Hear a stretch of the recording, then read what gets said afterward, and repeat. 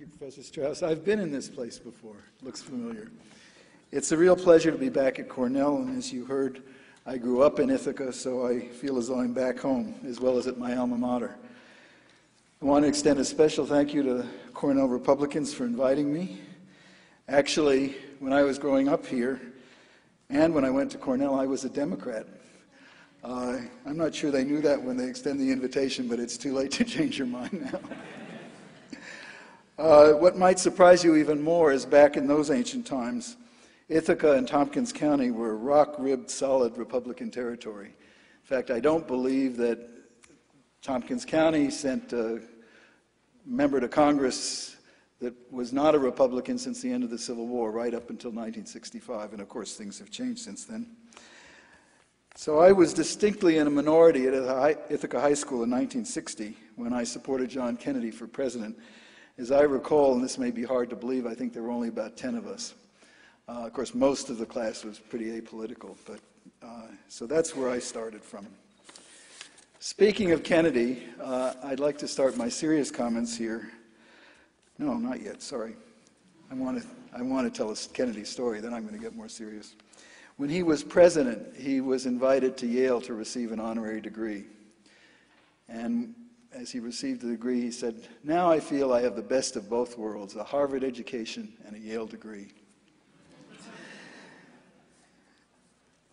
Well, you know what they say at Yale about Harvard men?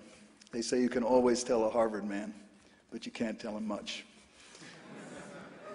Truthfully, I really do feel I had the best of two worlds.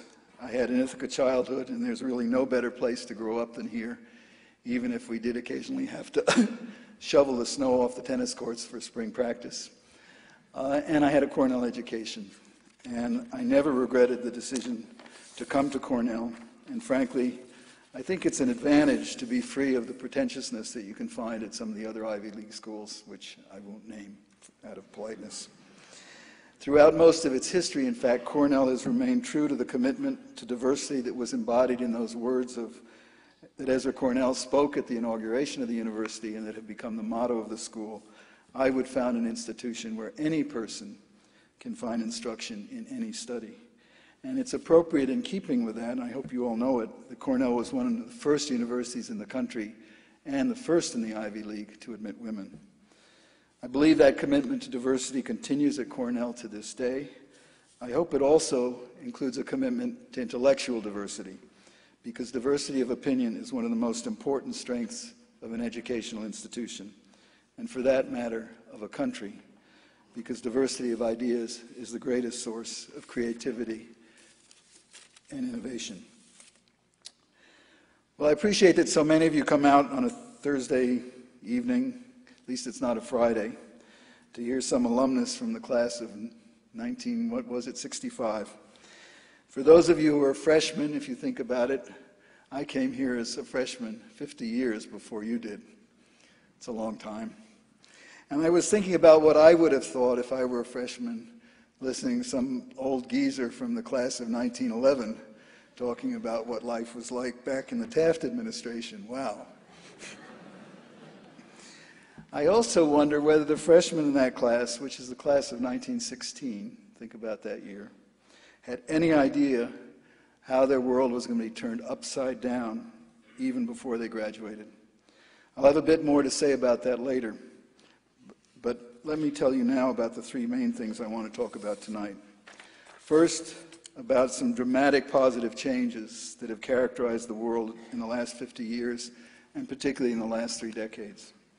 Second, I want to talk about some of the challenges that those changes confront us with, particularly the challenge of incorporating a whole new set of powerful countries into the international system. What one writer has called, with a phrase that I think is useful, the rise of the rest.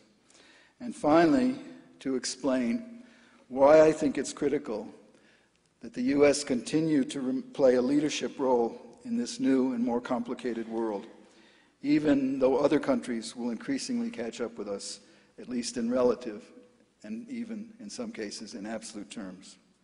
Now, you're probably worrying that this is starting to sound like a 3-hour lecture. You may have a date, or at least you have to study.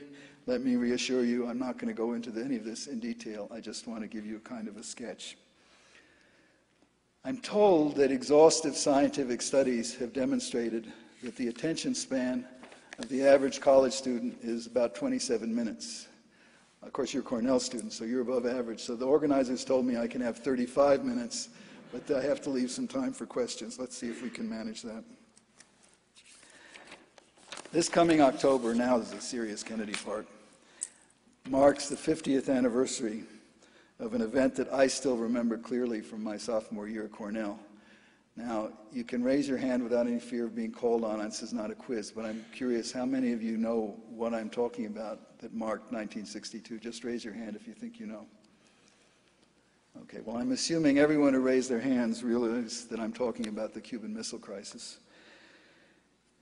And I think it's interesting that even 50 years later, you can remember something that happened long before you were born. I remember it as though it happened only a few years ago.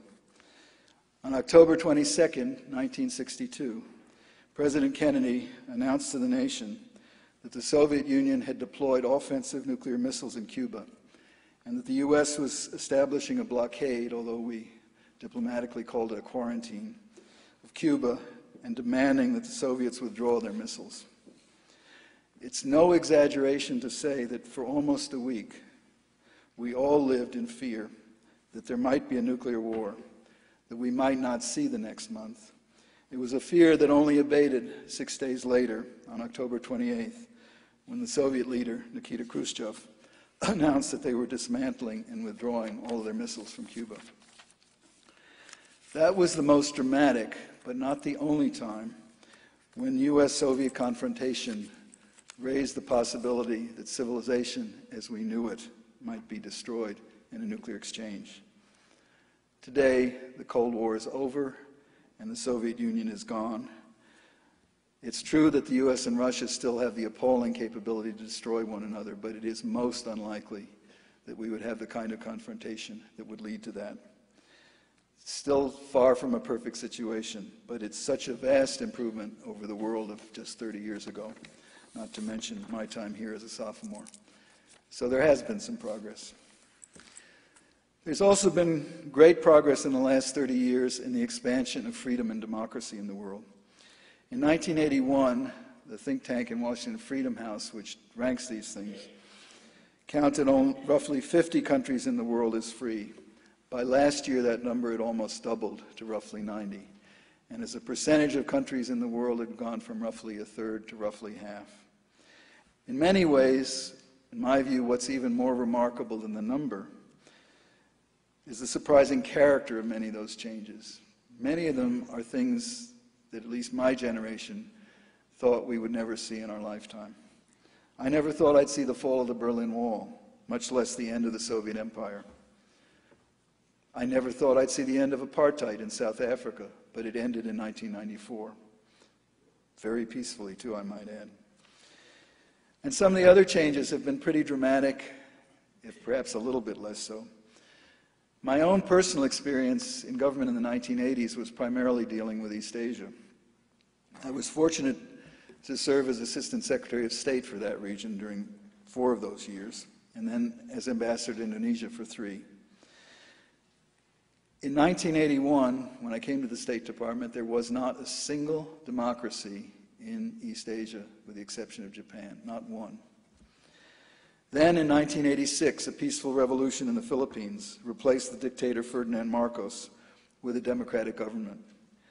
The following year, South Korea, which hadn't known democracy in several thousand years of its history, removed the dictatorship of Chun Doo-hwan in a peaceful transition, and has since had, I believe, 5 free and fair presidential elections. Shortly after that, Taiwan made an almost seamless transition from the dictatorship of the Kuomintang Party to a free and democratic system with a dynamic free press and regular elections of the president and parliament. Arguably the first, but hopefully not the last, such democracy in a Chinese society. And of course, when I say hopefully, I'm hopeful that maybe the people across the Taiwan Strait on the mainland will enjoy democracy someday, before, maybe even in my lifetime, hopefully in yours. Then in 1998, Indonesia, a country that became very close to my heart when I served as ambassador in the 1980s, a country which you should know, and maybe many of you do know, has the largest Muslim population in the world. In Indonesia, the dictator Suharto was forced to step down by massive student demonstrations and by his own military. Through 50 years of independence, Indonesia had been ruled by just two people, two dictators. First Suharto, then Sukarno. Names are similar. People were different. The rule was dictatorship throughout. And many people, after the collapse of the Suharto regime, said that Indonesia was too poor and too Muslim to manage democracy. By the way, speaking of poor, they started poor, and in 1998, with the Asian financial collapse, the Indonesian economy dropped by 14% in real terms. So they were starting in a real hole. But now, almost 15 years later, that country has become the world's third largest democracy, with a thriving press and civil society, and 3 successive free and fair presidential elections, just to mention a few of the features that make it, I think, a success story. And by the way, an economy that is growing not as fast as China's, but still impressively. 30 years ago, much of Latin America was ruled by military dictators, and now most of Latin America are democracies. And in Africa as well, although late, a number of African countries are becoming democracies, and I think increasingly we will see that trend there. In many ways, as I said, the quality of these changes is even more remarkable than the quantity. I think particularly of those countries that had no prior history of democracy, where people sometimes said that in fact their cultures were incompatible with democracy. For example, there was the famous Confucian exception. The notion that Confucian cultures are inherently authoritarian, that there is so much respect for authority that people actually want to be ruled by a strong person. That so-called Asian values in those societies are antithetical to Western democratic values. Well, South Korea is a Confucian society, Taiwan is a Confucian society, so there goes that exception. And now we may be witnessing the end of what some people call the Arab exception, with the upheaval that is sweeping the Arab world. People called it the Arab Spring because of the time of year. It was a bit premature and a bit too hopeful, but I think now people are verging in the opposite direction of premature pessimism and talking about an Islamist winter. It's much too soon to know how all of that is going to end. If you think about it, it was 20 years ago more when the Berlin Wall came down, and we're still seeing changes taking place in Central Europe and Eastern Europe and the former Soviet Union. So it'll be many years before we know the true results of the present upheaval there. But the U.S. has a large stake in the outcome, and we need to remain engaged. And as I'll mention later, I'm not sure that we are. This enormous advance of freedom in the last 30 years has been good for the tens of millions of people whose lives have been improved directly as a result.